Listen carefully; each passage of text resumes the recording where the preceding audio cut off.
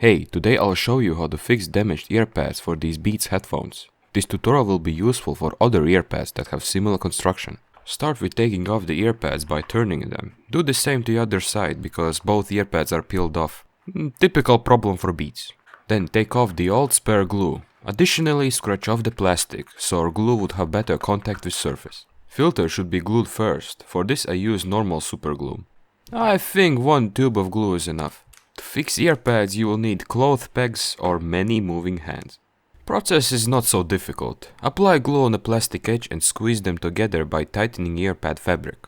Hold it with fingers or cloth pegs till glue dries. Take second point of other side and then continue gluing it crosswise till everything is glued. And here's the first glued earpad. I'm doing this for the first time and I like it. Of course some visual problems, but I think I'll be more successful with the second earpad. When second earpad is done, put them back on like we took them off but by turning them to the other side. And boom, here's the result.